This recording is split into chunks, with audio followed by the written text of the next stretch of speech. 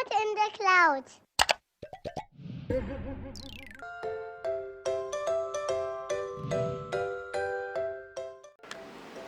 Okay, Lions, today I have an amazing story for you. It's called Decibella and her 6-inch voice. Now we're going to learn about her voice and whether it's loud or quiet. Now, it's so funny. It's amazing, amazing, amazing, amazing, amazing. Okay, enjoy. Hello, kid time story timers and storyteller. Hello, Olivia the Ostrich. In acting, as you all know, I'm a classically trained actress at the Royal Academy of Dramatic Arts. We learn something very important. What is that, Olivia? To control our voice as an instrument. Too loud, random rooster. Too loud. Perhaps you would benefit from a little read of Decibella and the 6-inch voice. Well, perhaps Random Rooster would benefit, and perhaps somebody else out there as well. Many, many ears, I hear, have been saved by this book. What? You're asking me? We'll see. We'll see. Are you a Decibella? Do you know a Decibella in your life? My name is Isabella, but sometimes people call me Decibella, and I have no idea why. I like the name Isabella much better. Ooh, look at that big mouth. I'm done with my test. Shh, Decibella, shh. Do you have any books about squirrels and monkeys? Shh, Decibella, shh, shh. I lost my place on the page. Mom, I'm home. Shh, Decibella, shh. Hi, Grandma. Shh, Decibella. Oh, poor Grandma. When somebody yells into the phone when it's right up to your ear, ouch. I'll have the smiley face pancakes. Whoa. Tina dropped her order form, and this poor fellow over here, I think he dropped his fork because he was trying to dig into his pancakes. Woof. It's a loud morning at the Pancake Palace when Decibella's there. Isn't that one of your students? Pass the popcorn, please! Shh. Oof. Well, today my teacher asked me to stay in for recess so we could have a little chat. Isabella, I'm proud of you for doing so well on your social studies test, and your book report on squirrel monkeys was one of the very best. But today, we need to talk about how to make a better choice. Sometimes you talk way too loud, and you need to lower your voice.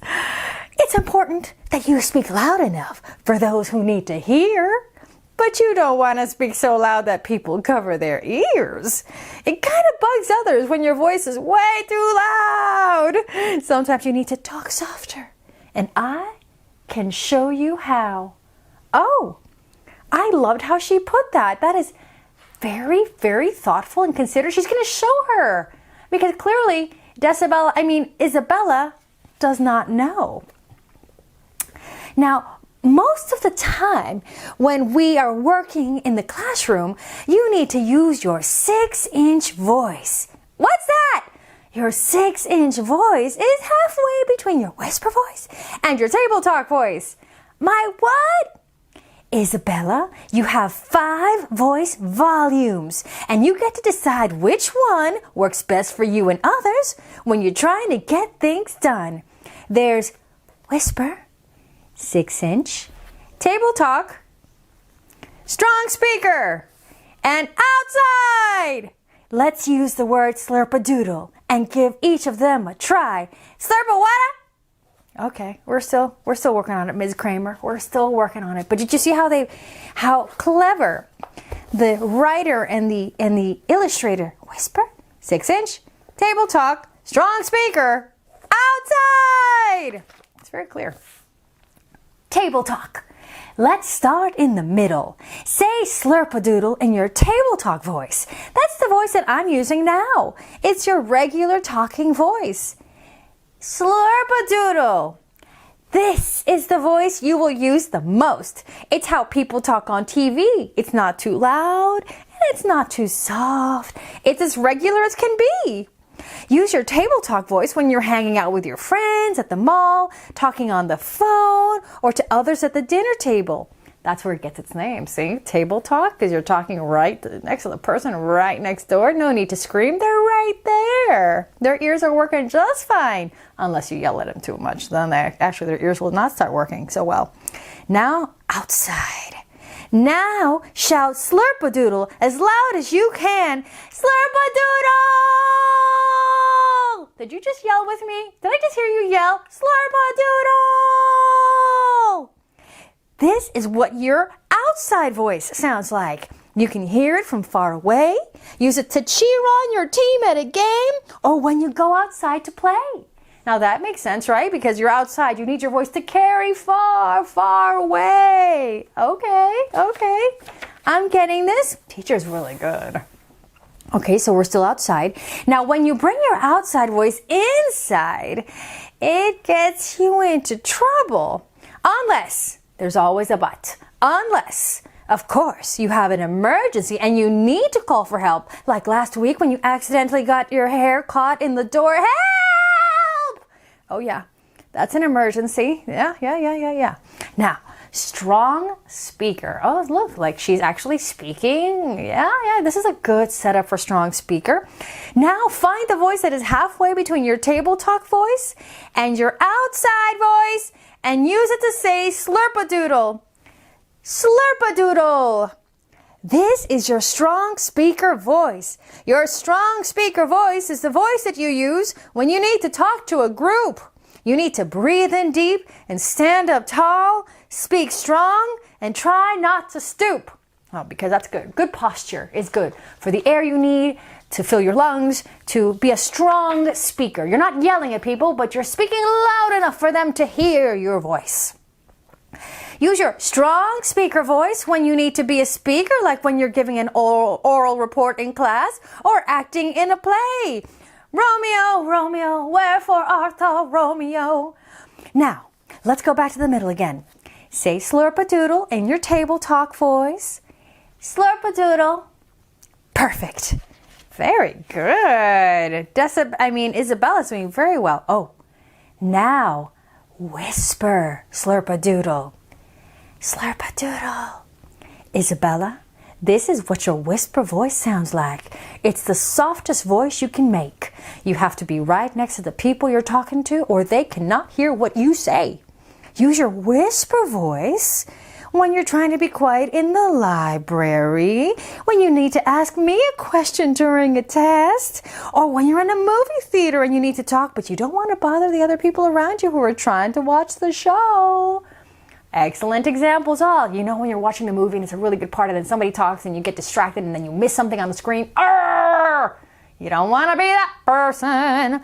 Or during the test time and everybody's focusing and working hard on a problem and then somebody interrupts. Wah! And suddenly you're thrown off and you're wasting time and maybe the test is timed.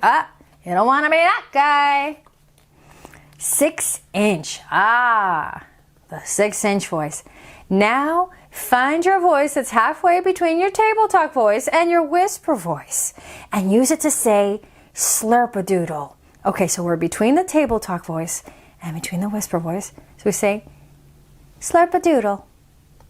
This is your 6-inch voice. This means if the person is more than 6 inches away from you, he can't hear your voice. 6 inches is about the distance from your pinky to your thumb. Wow, I'm learning a lot here. So place your thumb on your chin like this. Okay, I'm doing it now. Are you doing it with me? Place your thumb on your chin like this and see if we can have some fun. Can you hear me now? Can you hear me now? Can you hear me now? Now, most of the time when you're working in class, I need you to use your 6-inch voice. It's because people can hear you pretty close up. That's a really good experiment, actually. It's kind of fun. Now, when everyone uses their 6-inch voice, our class starts to buzz. Nobody makes too much noise, and our work gets done because we can talk and work and still stay on track, and our voices don't bug each other. A buzzing classroom sings.